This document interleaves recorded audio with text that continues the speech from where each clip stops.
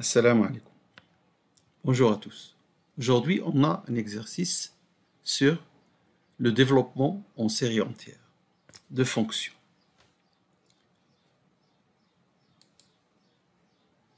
Voici l'exercice. Alors, dans le dernier cours que j'ai posté sur les séries entières, j'ai donné la solution de la première question. Développement de cette fonction. Aujourd'hui, je vais donner le développement de cette nouvelle fonction g de x est égal à ça et sinus x sur x1 plus x2 et g de 0 égale 1. J'ai oublié de l'écrire, mais vous comprenez que celle-ci est une fonction prolongeable en x égale 0 et nous allons voir qu'elle se développe en série entière et par conséquent cette fonction c'est infini.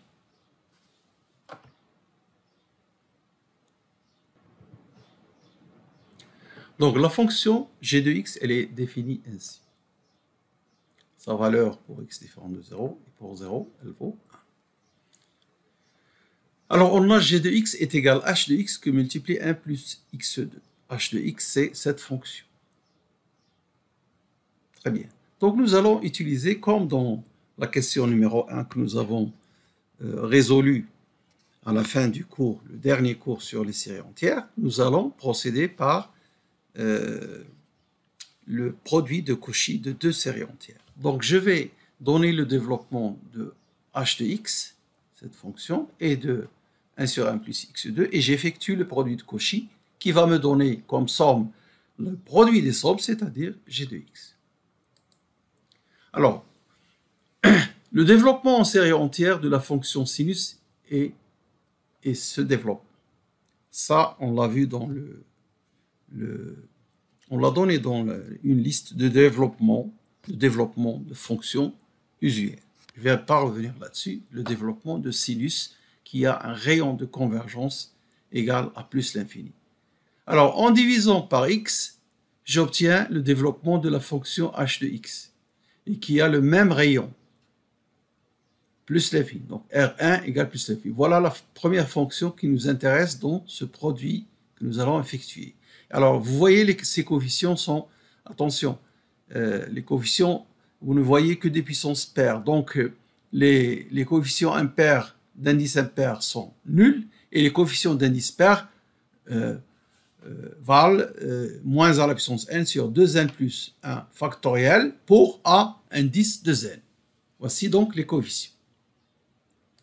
Alors maintenant, pour trouver le développement de 1 sur 1 plus x2, je rappelle le développement de 1 sur 1 plus x, qui est la somme d'une série géométrique de raison moins x, donc qui donne 1 sur 1 moins x égale 1 sur 1 plus x, qui est aussi dans la liste de développement de fonctions usuelles que j'ai donnée à la fin du cours, que j'ai mentionné tout à l'heure.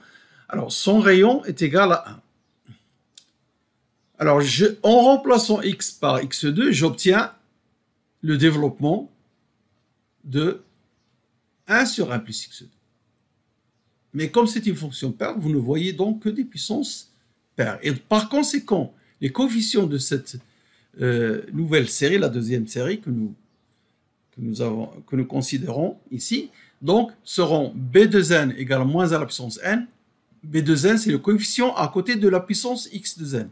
Et b de n plus 1 égale 0 puisque vous ne voyez pas de puissance impaire.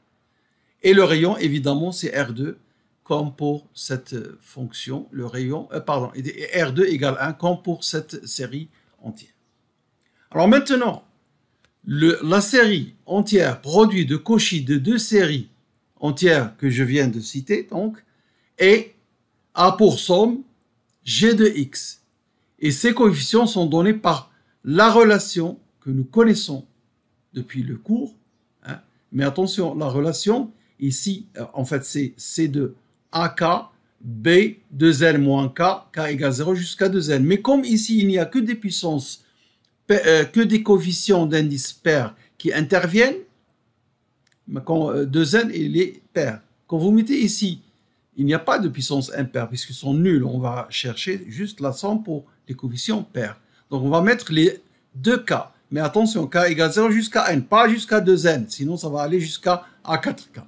Donc, A2K, alors B, 2N moins 2K, lui-même, il est pair. indice pair. Donc nous aurons, alors les coefficients, je les ai montrés tout à l'heure. Le coefficient A de K, c'est ce que vous voyez ici. Hein?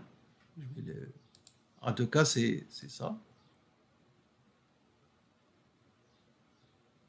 Hein? Voilà. Et voilà, ça c'est A de K. Rappelez-vous, B2N était moins à la puissance N. Alors, quand vous mettez B2N moins 2K, c'est B2 facteur de N moins K, donc ce sera moins A à la puissance N moins K. Alors ça, c'est le coefficient B de L moins K. Et le numérateur, le moins à la puissance K va se détruire, alors avec moins à la puissance moins K, en fait, ça donne 1. Et qu'est-ce qui reste? Moins à la puissance N, que l'on peut sortir de cette sommation, puisqu'il ne dépend pas de K. Voilà. Et à la fin, je récupère ceci. Alors, le rayon de convergence, comme nous dit la théorie sur le produit de Cauchy, est supérieur à l'inf des deux rayons. L'inf, c'est 1, puisque le premier vaut plus l'infini, et R2 vaut 1. Donc, l'inf, c'est 1. Alors, pour avoir exactement le rayon, je remarque que la valeur, le module, c'est la valeur absolue de ceci, est supérieur à 1, puisque cette somme, elle commence par 1 sur 1 factoriel qui vaut 1. Donc, c'est supérieur à 1. Du moment qu'il est supérieur à 1, la série sigma de Cn diverge, ne tombe pas vers 0. Mais sigma de Cn, c'est sigma de C1, 1 à la puissance n. Autrement dit, la série entière sigma de Cnxn diverge pour x égale 1. Et donc, elle n'appartient pas au rayon. Alors, n'appartient pas au disque de convergence D0R. Alors, nous avons R plus grand que 1, mais nous avons 1 n'appartient pas, donc le rayon est plus petit que 1 et on a donc R égale 1. Voici donc le rayon. Et nous allons donc avoir comme conclusion les coefficients, ça c'est le coefficient, je l'ai mis en détail si vous voulez, mais c'est ce coefficient-là. Je l'écris, donc je l'ai bien détaillé. Et le rayon égale 1 et vous avez ici la décomposition en série entière. Vous voyez que G de X est une fonction paire. Son développement ne contient que des puissances paires. Voici la solution à cet exercice. Je rappelle cet exercice. Question numéro 2. Développer cette fonction g de x égale cette valeur et g de 0 égale 1. Merci de votre attention. Au revoir.